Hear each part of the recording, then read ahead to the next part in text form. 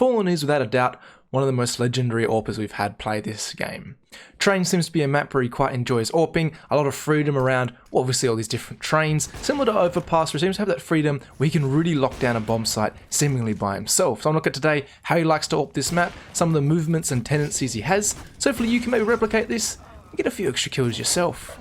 In a team sport, finding good teammates is crucial. Join a community of 700,000 users on DreamTeam to search for players who play for fun, play competitively, or want to go pro.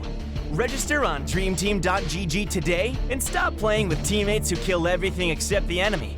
Find players, improve skills, and manage teams. DreamTeam.gg, the ultimate team building and skill growing platform.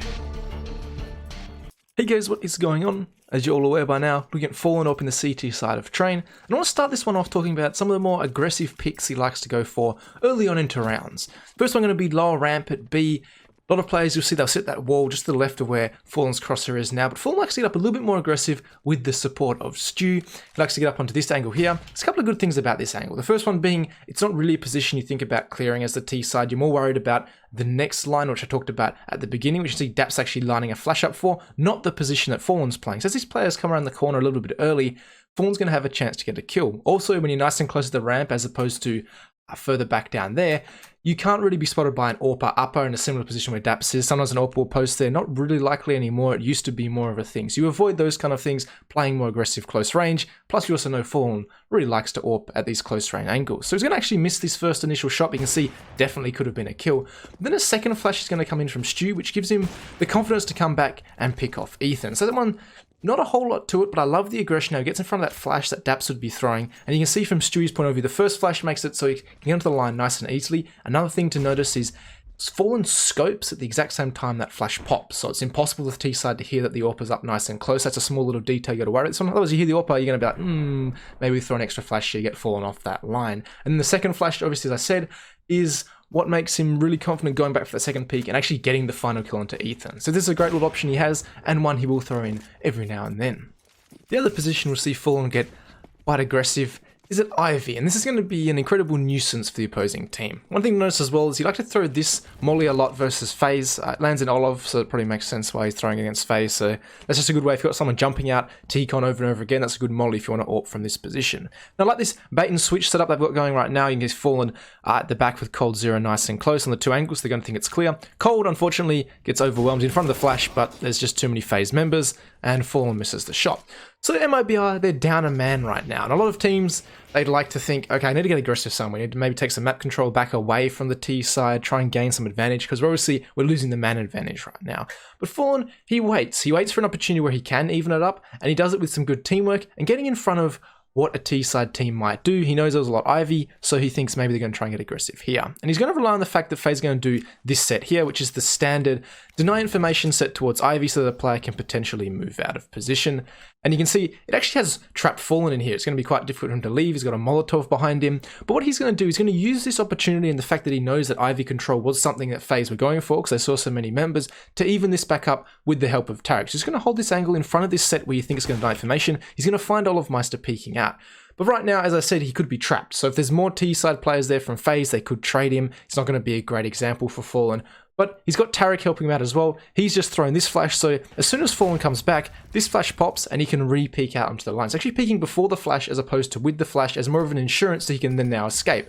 No more FaZe members there, but he's able to get back out, and it's now back into a 4v4, much more manageable for MIBR. So that's a little example there of how you can maybe even things out, get aggressive in front of that utility set where FaZe probably presuming there's not too many players there from the CT side.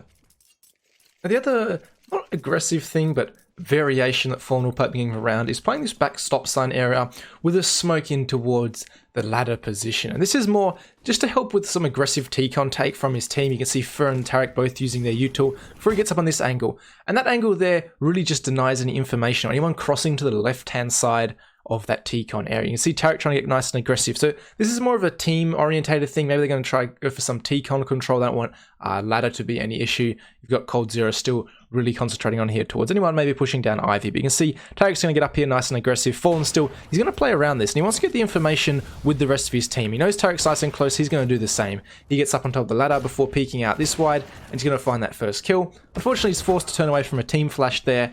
But yeah, he's still done a solid job. He's got a couple of kills. So just playing that back stop sign, you want to deny any fast rush from United. So you actually countered this particularly well in this scenario. I know no one's coming out from ladder. That's just an option you have. And that's a little bit more of a read as a team thing, but still definitely something you could throw in potentially if you're playing individually in some kind of pug system.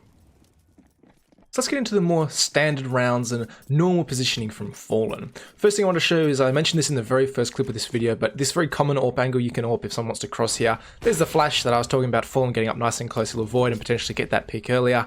That's just, there it is for you in case you didn't know what I was talking about.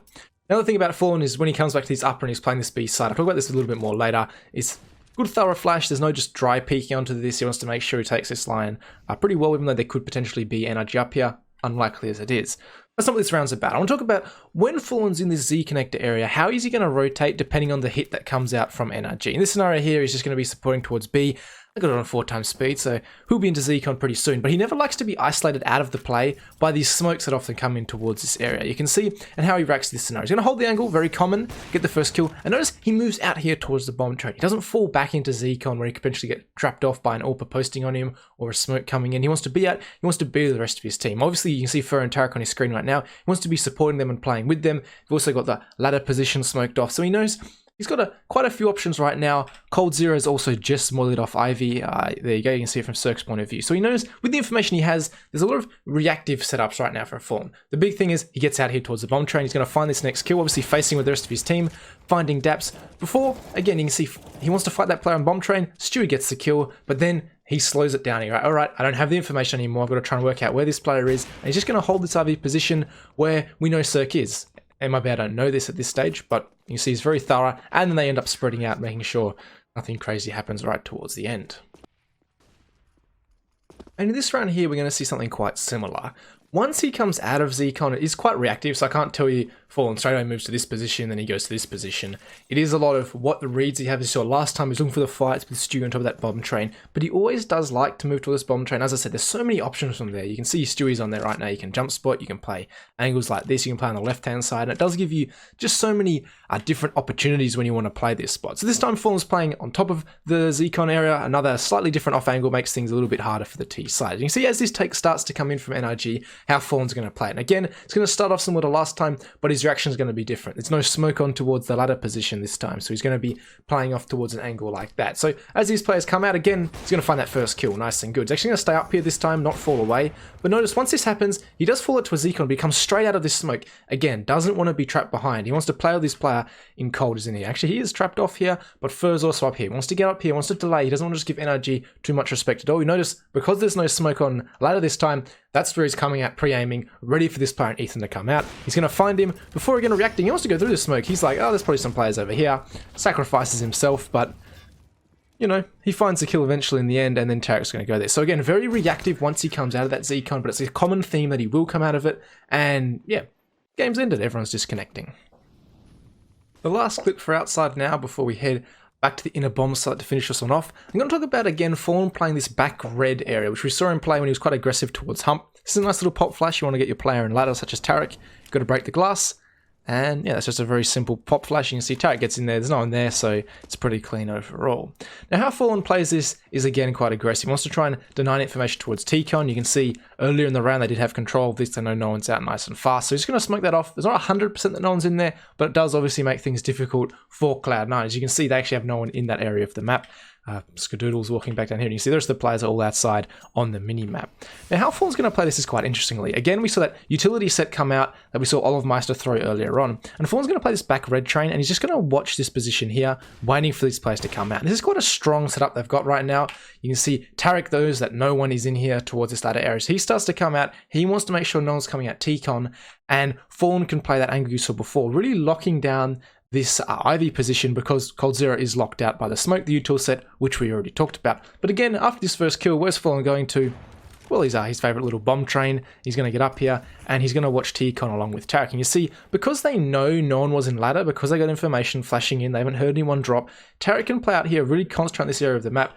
Cold Zero is walking through this smoke, automatically he's going to find this kill, but you can see this is going to be very easily locked down by Fallen and Tarek. He's going to get the leg early on onto the player jumping, but here's Tarek, he's going to have a field day, just taken out by Golden, but Fallen's got the nade there to finish off. So you can see again his movements, that back red position looking towards Ivy is a great one if you want to adjust when that utility set comes out and you're not quite aggressive, how we saw Fallen early on. So I just wanted to point that out, a very common angles for AWPers to play. And then I love the double setup with Tarek. Again, reading the information, it's very reactive, this outside bomb side. What info do you have? Where do you know the T side could be coming from? That's a big theme of this. So I can't just tell you, as I said before, move here, move there. It's a lot of reaction, but you can see Fallen always puts him in a position where he can react. It's never like, I'm stuck behind this smoke, I can't react in this scenario. He always has the ability to make the play he wants to, and he always positions himself so he can 100% do that. And the last thing I want to talk about, which I seem to talk about every single time I make a train video, is rotating in towards this B bomb site when you are this con playing. You can see how Fallen does it right now. There's small little things I want you to notice. First one, that little jiggle peek towards upper. He wants to make sure there's no one coming out that upper that's going to catch him off guard if he does swing out towards this lower ramp. So that first jiggle is very important, otherwise he'd repost onto that and win that fight. So now he's happy to take this angle, sees it smoked off, so he takes the next angle of contact, misses the shot. But again, he's going to lock down these lanes, and this is the part I talk about every single time I make a train video, making sure that Cloud9 can't get over aggressive. You can see he's just going to be locking down oil train, no one pushing around the bomb train. You see the rest of his team, they're doing work. Fur just got taken out, but they know that no one's really pushing down these lines. They know roundabout where the Cloud9 members can be, and Fallen's going to be this very passive, supportive player with Tarek and Cold Zero pushing up. And they're a little bit disjointed. Tarek gets taken out before Cold even starts to move up here. Unfortunate for them. But one thing I noticed about Fallen is he's not getting over aggressive with the AWP. He's happy to just sit back here, hold these upper lanes where he knows players might be. He trusts Cold to win that first duel before just playing the percentages because Lower's smoked off. Gets it wrong, Flusher wins the ramp. You can see as a supportive player from the back, he's always just making sure no one can push up and allow the rest of his team to do what they need to do when they have these man advantage on the retake. Doesn't go their way in this one, but I still believe Fallen played that one correctly overall. But that's actually for this video, guys. Make sure to like and subscribe if you did enjoy this kind of video, and I'll catch you all in the next one.